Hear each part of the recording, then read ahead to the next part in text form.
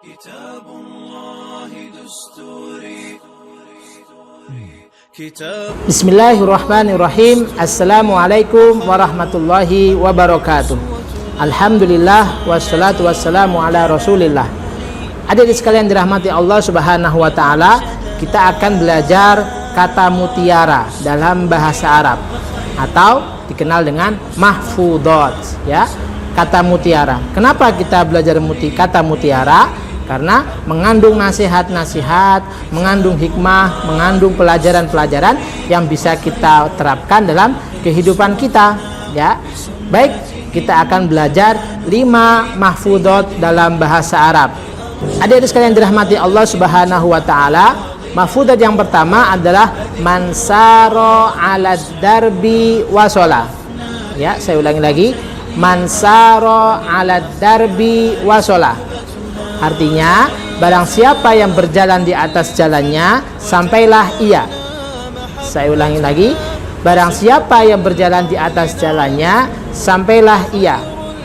Mahfudat yang pertama ini, adik-adik, ya, mengajak kita untuk selalu istiqomah dalam mencapai cita-cita kita. Ya, Allah berfirman dalam Al-Quran, "Walladzina jahadu fina lanahdiyannahum subulana." Dan orang-orang yang berjihad dan bersungguh-sungguh di atas jalannya, maka Allah akan tunjukkan jalan Allah kepada mereka. Ya, kita harus bersungguh-sungguh, adik-adik, ya, ingin mempelajari bahasa Arab, maka harus istiqomah, yakni untuk bisa mencapai harapan dan cita-cita kita mempelajari, menguasai bahasa Arab.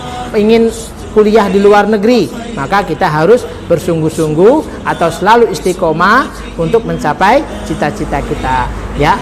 Baik, kemudian yang kedua, mahfudat yang kedua adalah manjadda wajada.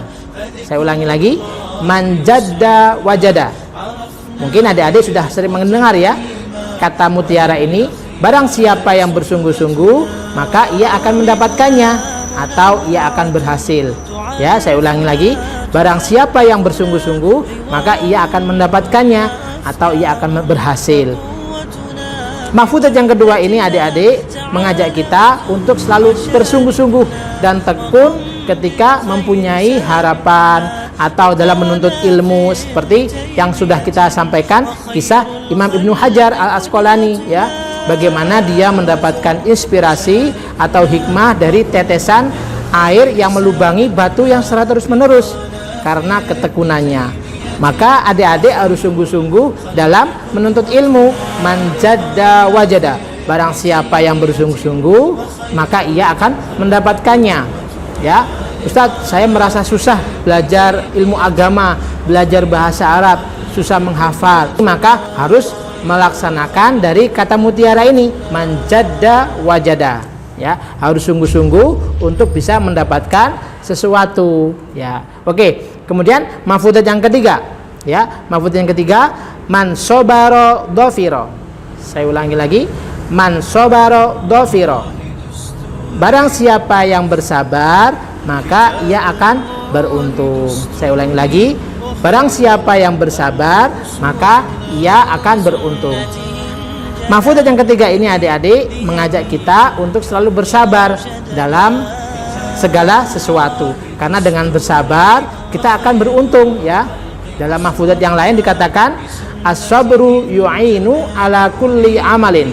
Bahwasanya kesabaran itu akan membantu kita dalam setiap pekerjaan. Contoh, kita dalam mengerjakan tugas sekolahan atau tugas bahasa Arab, maka dengan bersabar itu akan membantu kita akhirnya bisa terselesaikan, gitu, ya. Kemudian yang keempat, mahfudat yang keempat adalah man qalla sidquhu qalla sadiqahu. Saya ulangi lagi, man qalla sidquhu qalla sadiqahu, yang artinya barang siapa yang sedikit kejujurannya, maka sedikit pula temannya. Saya ulang lagi, barang siapa yang sedikit kejujurannya, sedikit pula temannya. Mahfudat yang keempat ini, adik-adik, mengajak kita untuk selalu berkata jujur, ya.